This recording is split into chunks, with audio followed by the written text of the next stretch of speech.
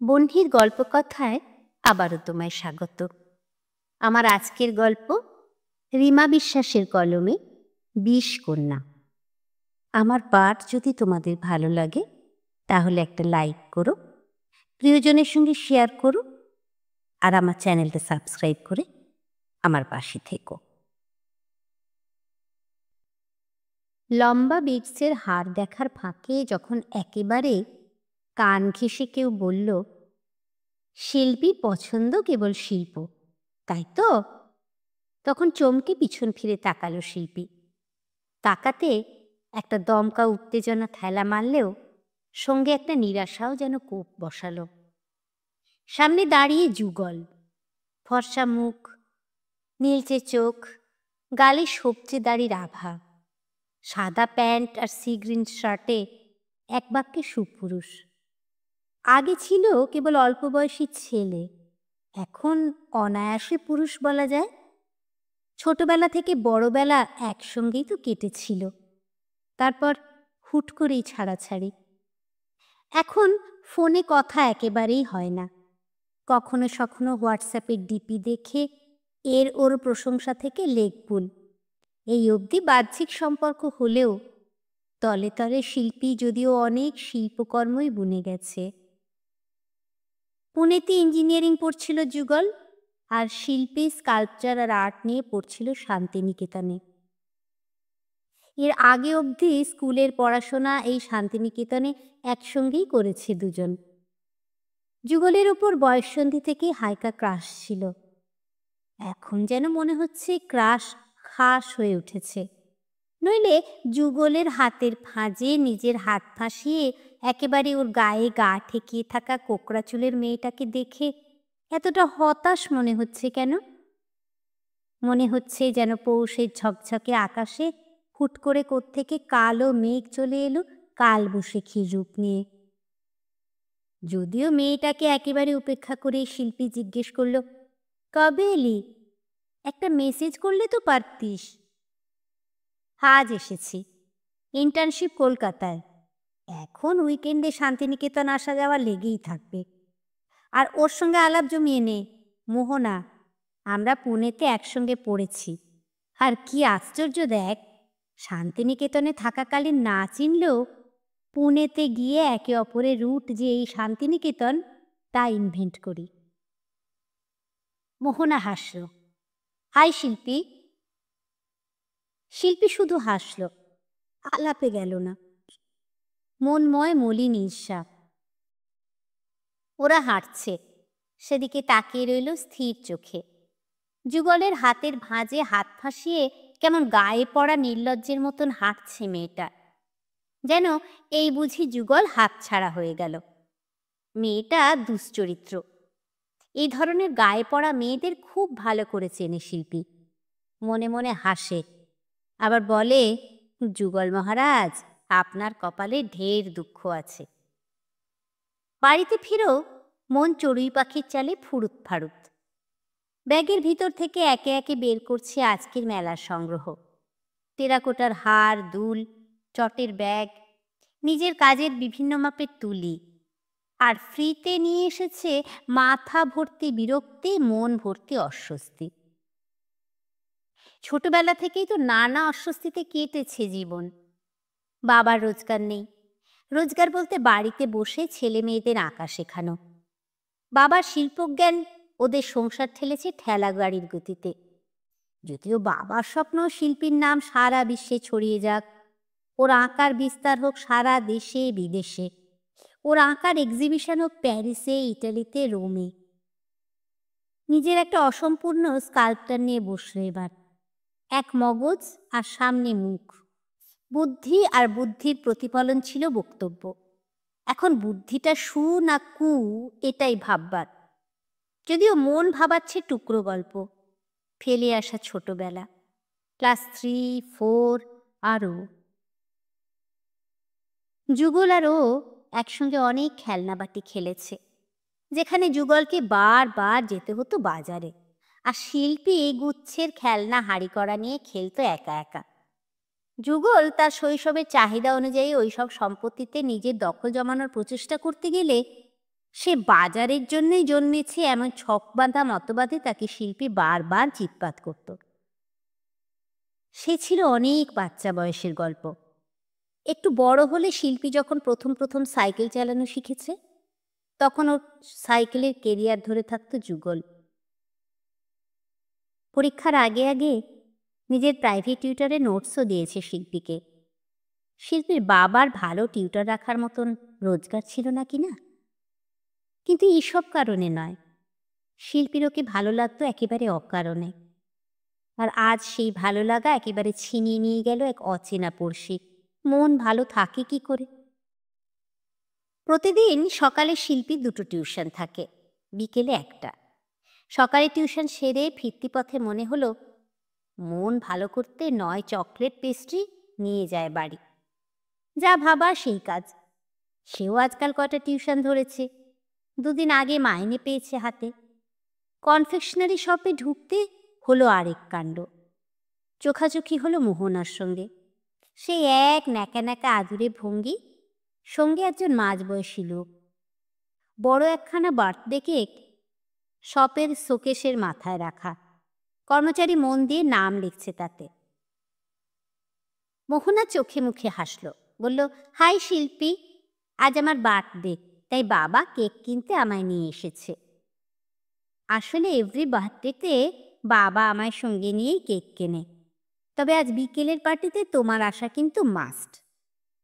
অসহ্য একটা নিবেদন, যা গ্রহণযোগ্য নয় কোনো মতেই। তাই স্পষ্টাস্পষ্টি শিল্পী বলল, আজ বিকেলে মনে হয় যাওয়া হবে না, বাট উইশ করাই যায়। Many many happy returns of the day. Happy birthday Mohana. দুহাত ছড়িয়ে মোহনাকে আলগাভাবে জড়িয়ে ধরল শিল্পী। মোহনার বাবা বললেন, আসতে তোমায় হবেই মা, বন্ধুর জন্মদিন কখনো কি মানা করতে আছে? আমরা কিন্তু অপেক্ষা করব। মোহনা আবার জুড়ে দিল, যুগল নয় তোমাকে সঙ্গে নিয়ে আসবে? ব্যাস, আর কোনোভাবেই ব্যাপারটা এড়িয়ে যাওয়ার সুযোগ রইল না। সব থেকে বেরোতে বেরোতে মোহনা বলল, বেশি কাউকে বলিনি, শুধু ফ্রেন্ডস অ্যান্ড মা বাবা। একদম ভালো লাগলো না এই আমন্ত্রণ।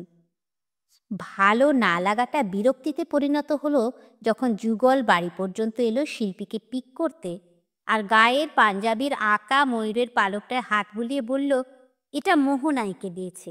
জানিস, ওর বেসিক ট্রেনিং নেই, কিন্তু আঁকার হাত দারুণ। কথাটায় কানের লতি লাল হলো শিল্পীর। কেন যেন মনে হলো কেউ দাঁড় করিয়ে বুঝি চর কষালো। শিল্পী কি তবে ট্রেনিং নিয়ে আর্টিস্ট? আর যারা কাকবগ আঁকছে তারা সব পর্ন পিকাসো? মোটরবাইকে যুগলের পিছনের সিটে বসে কেমন গরম লাগছিল। পৌষের সন্ধ্যা, মোটরবাইক বাতাস কেটে চলছে, নাকে ভিজে বাতাসে চলাফেরা, তবু এত গরম কেন? মোহনার বাড়ির অবস্থা বেশ ভালো। একতলা বাড়ি, চৌহদ্দি ঘিরে পাঁচিল তোলা, অনেকটা জমির ওপর বাড়ি। পাঁচিল ঘেঁষে দাঁড়িয়ে সার সার দেবদারু গাছ। সন্ধ্যার ফুরিয়ে আসা আলোয় বাগানের আর বাকি মরশুমি ফুলের বাহার ম্রিয়মান। হালকা গোলাপি রঙের গাউন পরেছিল মোহনা। ওর বাবার পিছন পিছন ঘুরে ঘুরে কিছু একটা আবদার করছিল। ভদ্রলোক ডেকোরেশন নিয়ে ব্যস্ত। এসব দেখে চোখটা জ্বালা করে উঠল নিজের জন্মদিনের কথা মনে করে। বাড়িতে আজ পর্যন্ত কেক আসেনি। মা পায়েস করে অবশ্য। গিফট বলতে সারা বছর যে জিনিসটার দরকার তাই গিফটের নামে মিটিয়ে দেওয়া হয়। কোনো বছর স্পোর্টস শু, কোনো বছর কোচিং সেন্টারে অ্যাডমিশন, একবার পেয়েছিল জ্যামিতি বক্স, একবার 10 ইয়ার্সের কোয়েশ্চেন পেপার উইথ সলিউশন। বুকের কোণটা কুনকুন করছে। টেবিলের একপাশে স্তরে স্তরে রাখা মোহনার জন্য আসা গিফট বাক্স। যুগলকে এতটা খুশি হতেও আগে কখনো দেখেনি শিল্পী। আজকে এদের এই ব্যস্ত পার্টিতে নিজেকে বড় বেমানান লাগছিল। কিন্তু আবহাওয়া যেন এক দমকা হাওয়ার আগমনের মতোই বদলালো গিটারের এক ঝংকারে। জুয়ায়ু ইয়ানিভার্সের গিটার বাজিয়ে গান ধরেছে এক যুবক। ভাষা বোঝা গেল না, সুর বলছে হ্যাপি বার্থডে সং। মোহনার বন্ধুরা একসঙ্গে হুল্লোড় করে উঠল, সপ্তদ্বীপ, দরজার মুখে দাঁড়িয়ে লম্বায় ৫-১০-এর ছিপছিপে গড়নের এক যুবক। সাদা কুর্তা, ব্লু ডেনিম জিন্স, গলায় গিটার। হোপ ফ্রান্স যাওয়া সার্থক হবে এবার। অ্যামেজিং প্রোনাউন্সিয়েশন, কাজের ফাঁকে বললেন মোহনার বাবা। কিছু কিছু আমারও শেখা আছে। Ladies and gentleman, meet my friend cum Gurudev Saptadweep বাসুরায়। মোহনা সবাইকে শান্ত করিয়ে দুহাত তুলে সকলের মনোযোগ আকর্ষণ করার ভঙ্গিতে ঘোষণা করল। ওর বন্ধুদের মধ্যে কেউ কেউ বলল, সে আপনি না বললেও ওনার পপুলারিটি যথেষ্ট ওনার নাম জানার জন্য। কিন্তু ওয়াই গুরুদেব? ভাই, তুই দীক্ষা দেওয়া কবে থেকে শুরু করলি? ঝ্যাং ঝ্যাং গিটারে তরঙ্গ তুলে সপ্তদ্বীপ বলল, দীক্ষা দি ম্যান, চাস তো তোকেও দিয়ে দি। শুনি শুনি মন তো শুনি। চিলায় ভাবো, মস্তায় ভাবো, টেনশন করো সোয়াহা। হাসি রোল উঠল চারপাশে। মোহনা একপাশে দাঁড়িয়ে কেক খাচ্ছিল। হঠাৎ সপ্তদ্বীপ ওর কাছে এসে দাঁড়ালো। ফিশ ফ্রাইয়ে কামড় দিয়ে বলল, আহ, সোয়াদ আছে। কি নাম? সপ্তদ্বীপের প্লেটে উঁকি মেরে শিল্পী বলল, মেনুতে লেখা নেই। থতমত খেয়ে তাকাবার ভঙ্গি করল সপ্তদ্বীপ। মেনুতে তোমার নাম লেখা আছে নাকি? আমার নাম থাকতে যাবে কেন? তুমি মাছ ভাজা খাচ্ছিলে, তাই ভাবলাম ডিশটার নাম জানতে চাইছো। Nice one. কিন্তু এই পার্টিতে সব চেনার মাঝে একমাত্র তোমাকে অচেনা মনে হলো। এখানেই থাকা হয় বুঝি? থাকার ইচ্ছে তো মানুষের মন মস্তিষ্কে, কিন্তু আপাতত স্থান সীমিত গণ্ডিতেই। That sound interesting. কি করা হয়? তোমার পেশা কি? গুরুগিরি মাত্র? না, কখনো সখনো অ্যাজ আ বডিগার্ড কাজও করি। এই যেমন রাত বেশ হলো, বাইরে কুয়াশাও কম নয়, তাই তোমায় নিরাপদে বাড়ি পর্যন্ত পৌঁছে দেওয়ার কাজটাও আমি করে ফেলতে পারি। তা ঢিসুম ঢিসুম জানা আছে? কথার মাঝে মোহনা এসে বলল, বাবা সপ্ত, তুই তো দেখছি মেতে গেছিস। ভাই, ভালোই পারিস কিন্তু সেটিং করতে। Setting? What a cheap word Mohu. তারপর গোলমেলে আবার সব কথা, চোখাচোখি হওয়া, হাসি ঠাট্টা, গান মিলেমিশে গেল। লাউড মিউজিকে উত্তাল নাচে মজমে সকলে। যদিও শিল্পীর মাথার ভিতরে রয়ে গেল সপ্তদ্বীপের রেশ। রেশ আর মোহর টানাটানিতে ঘটল আরেক ঘটনা। সপ্তাহ শেষে শিল্পীর মেজমাসি ভর্তি হলো হসপিটালে। শিল্পী দেখা করে ফিরছে কি হসপিটালের দোতলার করিডোরে একেবারে থমকে দাঁড়ালো। মেন গেট দিয়ে হসপিটালের একতলার ফ্লোরে ঢুকে বিভ্রান্তের মতো এদিক ওদিক করছে সপ্তদ্বীপ। সাদা কুর্তাটা রক্তে ভিজে। একটা 7-8 বছরের বাচ্চাকে পাঁজা কোলে করে রয়েছে। ওয়ার্ড বয় একটা স্ট্রেচারে তাকে তুললে ও রিসেপশনে ছুটল। নিচে দ্রুততায় নেমে শিল্পী ওর কাছে গিয়ে জানতে চাইলে ও ব্যস্ততায় বলল, কি মুশকিল বলো দেখি?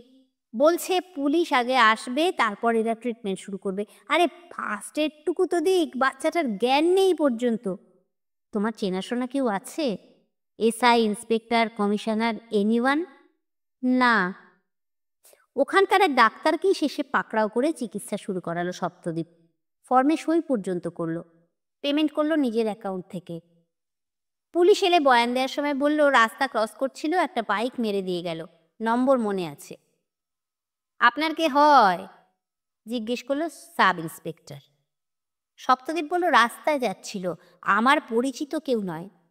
আশা করি জ্ঞান ফিরলে বাড়ির অ্যাড্রেস কি, স্কুলের নাম নিশ্চয়ই বলতে পারবে। তার জন্য ওর আগে সুস্থ হওয়া দরকার। অবাক হলো শিল্পী। স্বার্থের দুনিয়ায় এমন বেপরোয়া পরোপকারী কে আছে? এদের বুঝি ঈশ্বর হাতে গুনে অনেক হিসেব করে পাঠায়। এদিকে মা পাঠাবে পিঠে, তাও যুগলদের বাড়ি। মোহনার জন্মদিনের দিন শিল্পীকে পিক করতে এসে সে একগাল হেসে আবদার করে গেছে, পুনেতে তোমার দুধ পুলি হেভি মিস করতাম।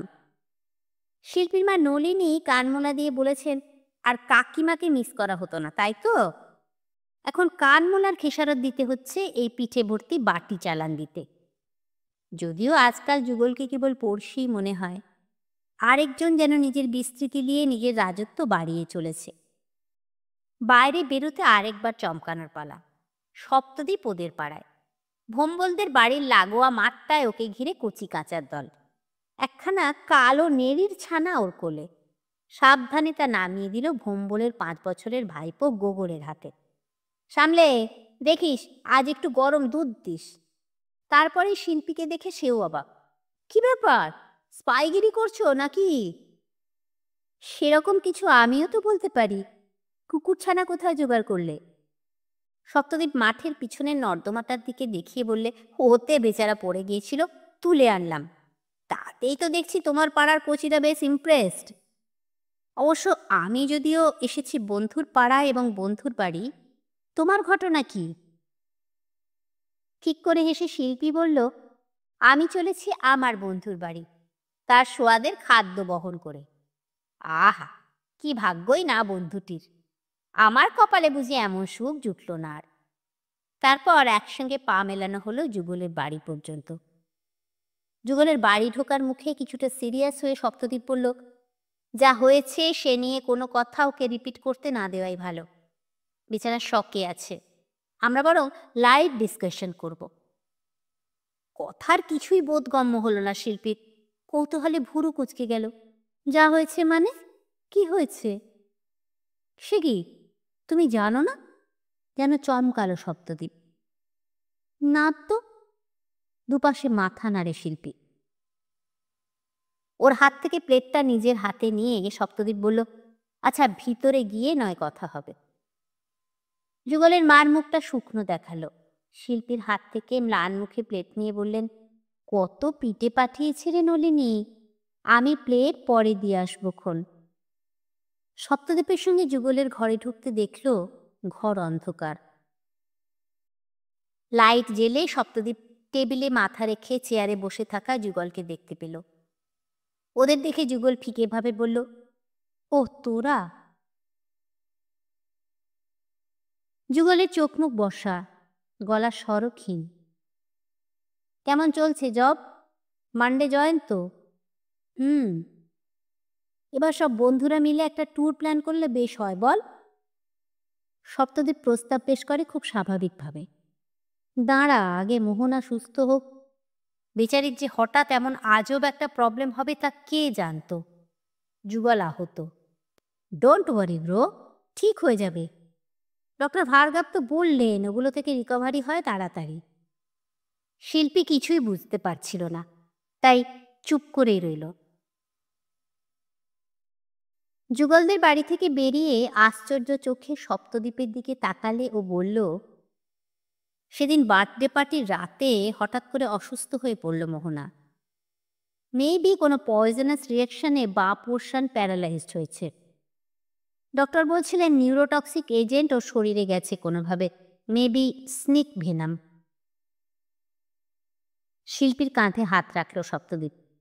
বাট ইউ ডোন্ট ওরি, ও ঠিক হয়ে যাবে। ডক্টর অ্যাসিওর করেছে। শিল্পী ফিরে এসেছে বাড়িতে। সেই স্কাল্পচারটা নিয়ে বসেছে আবার, ব্রেন আর মুখের অভিব্যক্তি। নিজের কাজ দেখে নিজেই চমকালো। মুখটা কি বিকারগ্রস্তের মতো দেখাচ্ছে? অসুস্থ কোনো মুখ? মোবাইল বাজছিল। শিল্পী কেমন যেন অন্যমনস্ক। অনেকক্ষণ পর যেন ফিরল জগতে। ফোন ধরলে ওপাশে সপ্তদীপ বলল, তোমার কাছে পট পেন্টিং কিছু আছে? আমার একটু দরকার ছিল। কিছু যেন বুঝতে পারছিল না প্রথমটার শিল্পী। বেশ কিছু পরে বোধগম্য হলো কথাটা। আস্তে বলল, হ্যাঁ আছে তো, বেশি না, 2টো হলেই হবে। আমার এক বন্ধু স্টল দিচ্ছে। বইয়ের জন্য কটা পট কম পড়ছিল। বুঝতেই পারছো তাড়াহুড়োয় যা হয়। If you don't mind. সপ্তদীপকে বাড়ি আসতে বলল শিল্পী। কয়েকটি পট আগে থেকে গুছিয়ে রেখেছিল। সপ্তদীপ ওর ঘরে বসে খুঁটিয়ে খুঁটিয়ে দেখছিল ওর কাজ। কফি আনি? জিজ্ঞেস করল শিল্পী। আরে সেটাই তো ভাবছি না, মেয়েটা কি ফর্মালিটি পর্যন্ত বোঝে না? হেসে শিল্পী বেরিয়ে এলো। তারপর কফি মগ নিয়ে ঘরে ঢুকতে থমকে দাঁড়ালো। সপ্তদীপের হাতে সেই ডায়মন্ড কাটিংয়ের কাচের শিশি। ওটা তোর ওয়েস্ট বক্সে ফেলা ছিল, ওখান থেকে তুললো নাকি ও? শিশিটা নাকের কাছে ঠেকাতে যেতেই চিৎকার করে উঠল শিল্পী। ঝনঝনিয়ে ভেঙে গেছে হাত থেকে খসে পড়া কাপ। Stop it! শিল্পী হাঁপাচ্ছে। সপ্তদ্বীপ ওর দিকে স্থির চোখে চেয়ে। সারা শরীর থরথর করে কাঁপছে শিল্পীর। ওর দিকে এগিয়ে দিল সপ্তদ্বীপ শিশিটা। বলল, কি এটা? এক ঝটকায় ওর হাত থেকে শিশিটা নিয়ে শিল্পী উত্তর দিল, ইঁদুর মারার বিষ, লাগবে না তাই ফেলে দিয়েছিলাম। ইঁদুর মারার না মানুষ? বিস্মিত চোখে তাকায় শিল্পী। এই শিশি খালি অবস্থায় আমি পড়ে থাকতে দেখেছি মোহনাদের ড্রয়িং রুমের কর্নারে রাখা ওয়েস্ট বক্সে। শিশিটা ইউনিক, এত ছোট আর ডিজাইন করা বলে চোখে পড়েছিল। আর শুধু তাই নয়, তোমাকে ওই শিশিটা ওয়েস্ট বক্সে ফেলতে দেখেছিলাম। এবার কি বলবে শিল্পী? থরথর কাঁপুনিতে মেঝে লেপ্টে বসে পড়ে শিল্পী। ওর সামনে দাঁড়িয়ে সপ্তদ্বীপ। চাইলে তোমায় পুলিশে দিতে পারি, কিন্তু তোমায় কেন যেন ভালো লেগে গিয়েছিল। সেই ভালো লাগার কথা ভেবে আর তোমায় নিয়ে টানা হাঁচড়া করতে চাই না। বাট আই ওয়ার্ন ইউ, ভুলেও মোহনা ত্রিসীমানা মারাবে না। আমি 100% শিওর মোহনা সুস্থ হয়ে যাবে। কিন্তু তোমার কি হবে একবার চিন্তা করে দেখেছ? শিশিটা টেবিলে রেখে সপ্তদ্বীপ চলে যাচ্ছিল হনহনিয়ে। শিল্পী নিজের মনে হঠাৎ আসা বিপর্যয় সামলে কোনো রকমে উঠে দাঁড়িয়ে সপ্তদ্বীপের সামনে এসে পড়ল। কিছু বলতে চাইল ওকে, কিন্তু সপ্তদ্বীপের চোখে সেই আগের রহস্য, ভালোবাসা, রোমাঞ্চ কই? এই যে ঘৃণা, তীব্র ঘৃণা। তুমি কারোরই সঙ্গের যোগ্য নও শিল্পী, রূঢ়ভাবে বলল সপ্তদ্বীপ। তারপর একটি বারের জন্য পিছন ফিরে না তাকিয়ে চলে গেল নির্মম সত্যের মতো। টুকরো কথা মনে পড়ছিল শিল্পীর। বাড়িতে এসেছিল এক বেদিয়া মহিলা, বাতের ওষুধ বিক্রি করছিল বাড়ি বাড়ি। বলল, অনেক বিষও বেচি দিদি, বিছের, সাপের, ওসব দাবা দারু বানায় যারা, তাদের লাগে। আমরা শুধু বিষ নিকালনে কা কাম করি। বেদিনী মহিলা, চকচকে কালো রন, থনথনে গতর। দুশিশি কালো চিতের বিষ নিয়েছিল শিল্পী, নিউরোটক্সিক ভেনাম। সব জেনে করেছিল এ কাজ। নিশ্চুপে মোহনার খাবারে ঢেলে দিয়ে এসেছিল বিষ। কেন? হিংসায়? এত বিষাক্ত হয় ঈর্ষা? মোহনার শরীরের বিষ প্রশমিত হলেও বিষমুক্ত হতে কি পারবে শিল্পীরা কোনো কালে? নাকি যুগ যুগ ধরে থেকেই যায় এই বিষকন্যারা?